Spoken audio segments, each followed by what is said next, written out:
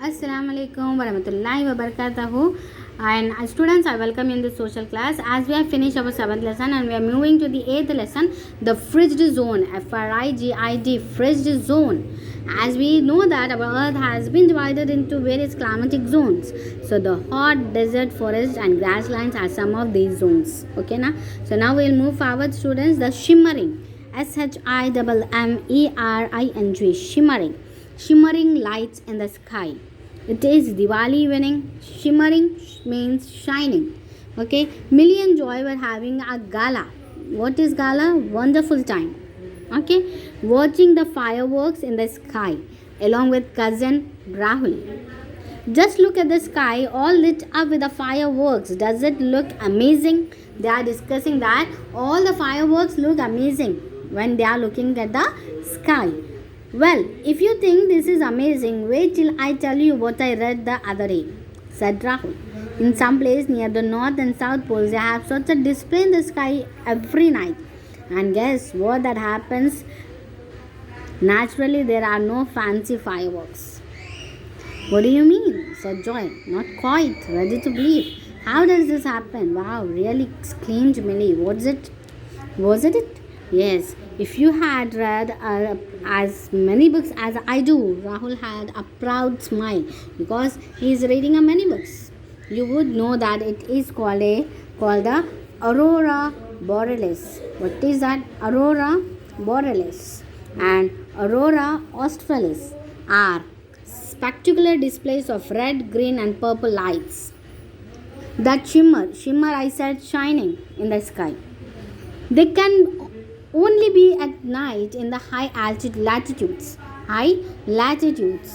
of the earth, mostly in the fridge zone. The Aurora Australis can be seen near the Antarctic circles, while the Aurora Borealis can be seen near the Arctic circle.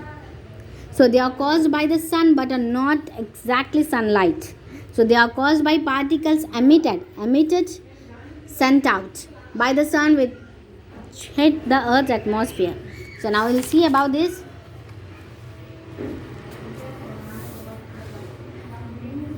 See, this north fridge zone.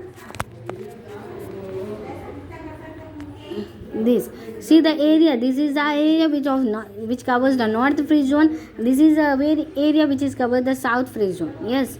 So now the north fridge zone are coming from the 66.5 degree to 90 degree.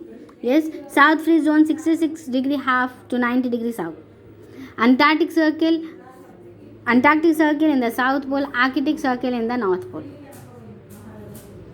Okay, so north fridge zone includes the island of Greenland, north part of Canada, north part of Alaska in the continent of North America, yes, north part of Scandinavia and Switzerland and Finland in the islands, and the north part of Siberia, Russia and Europe.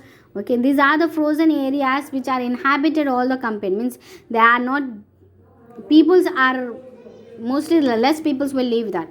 South region considered continent of Antarctica, and it is the coldest continent. So this continent is uninhabited, as it is called the frozen continent also. Which continent, students?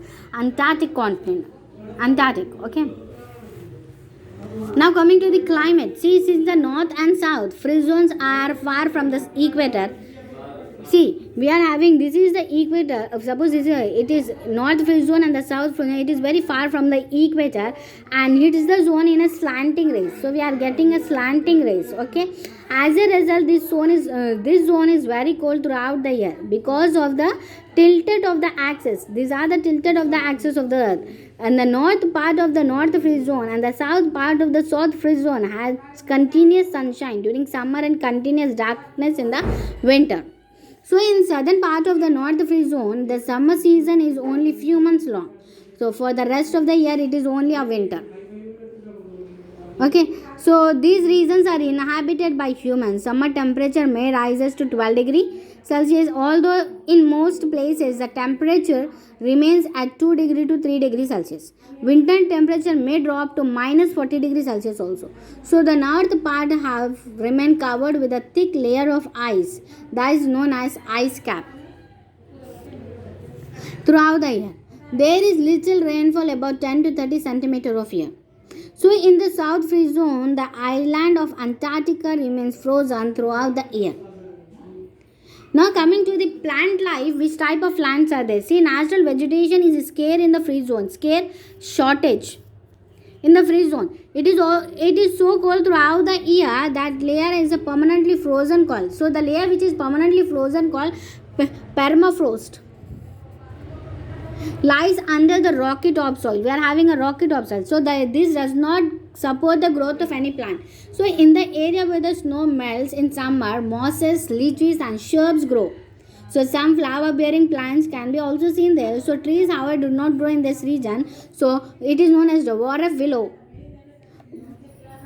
one of the smallest woody plant, has adapted to the cold conditions. So it is important as food for being grazing, eating of grass by cows, goat, sheep, etc.